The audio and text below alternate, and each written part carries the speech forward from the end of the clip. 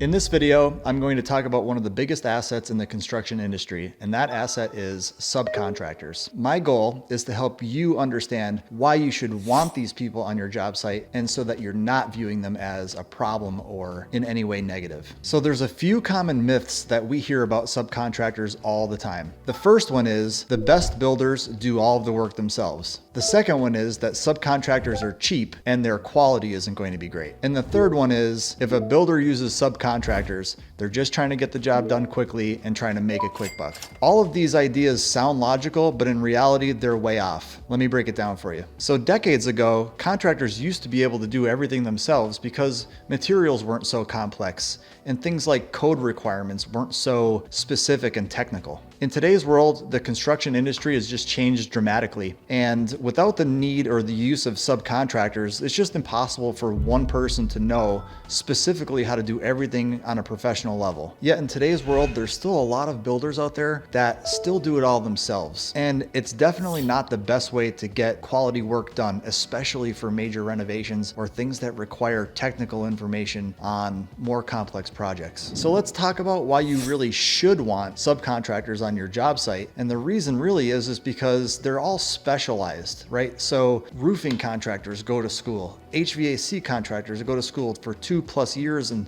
sometimes they take courses every year to just re-educate themselves. And it's impossible for somebody to be a subject matter expert in roofing and cabinets and HVAC. Again, maybe 20 years ago or longer, but in today's world, everything is so specific and so granular that we need people that are specialized. They have specialized tools, they have specialized trucks and equipment, their processes are specialized, and that's all that they do. So the reason that you should really want a subcontractor is that you're getting the best person of that specific trade for your home, and not this jack of all trades person who's probably good at everything. But if you're going to pay as much money as you're going to pay for a home renovation or building a new home, you should really be paying for the best person in every single area. Just like you would go to a podiatrist for foot surgery, you're not going to expect them to do heart surgery, right? And you're not going to take your car to a body shop when you need a mechanic, right? They don't do the same thing. A body shop guy is going to tell you, I don't fix the mechanical parts, I don't go under the hood, I just paint, right? And vice versa. So it's common sense to us in other areas in our lives, but sometimes we have this notion that a contractor or a carpenter should be able to do everything. It's just an outdated thought, and that's an okay thing, but we need to educate. If we're doing our job, we're educating people on why those things are important, why these people and these specializations are important. So at NEPA Builders, we use subcontractors, and we also have a huge team of in-house employees. So we use the subcontractors where we need specialization, but we also specialize our carpentry staff in certain areas. So the guys that set our cabinets for us also do flooring and trim and doors, but they're not the same guys putting on the siding and the decking. We have those guys as well. We have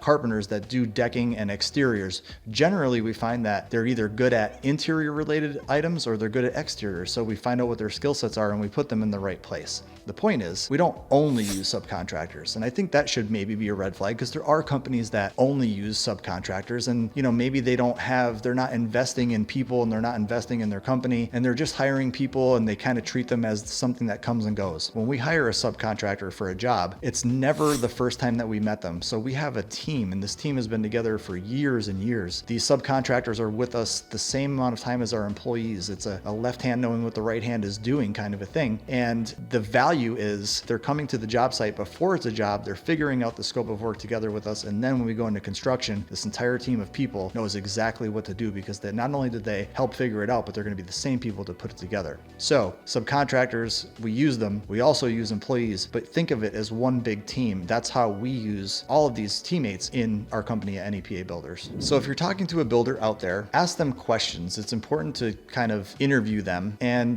ask them, are you licensed in plumbing? Are you licensed in HVAC and electrical? Don't get me wrong, some people are. Some people literally are educated in all of these things, and maybe they're a smaller contractor and they could do things like kitchen renovations and they could stay on schedule all with one person. But in most cases, they're not educated in all of those things, and they know a little bit to be dangerous, and they might even be pretty good. But if they're not licensed and insured in every one of those areas, then let that be a red flag for you, and start to look for somebody that actually is licensed in all of those areas for your own protection. Every year we get called a few times from a client that went with somebody that was not quite quite dynamic enough to do all of those things. They got into the project, started it, maybe realized that they were in over their head, and they left the job site and they left the client kind of high and dry. So they call us in a kind of a panic and they say, hey, we hired this other person and they did some things okay, but they ultimately left a mess. Can you come here and help us? And of course we always do, but it's better obviously when you don't get yourself into that depth of a mess with somebody and you just start with the right person by asking the right questions right from the very beginning. I hope this video helps you realize the importance and the value of subcontractors and that they're no longer something that you should fear or be afraid of. If you did like this video, please like and subscribe it. It does help us a ton. For more information, visit our website at nepabuilders.com and we'll see you in the next video.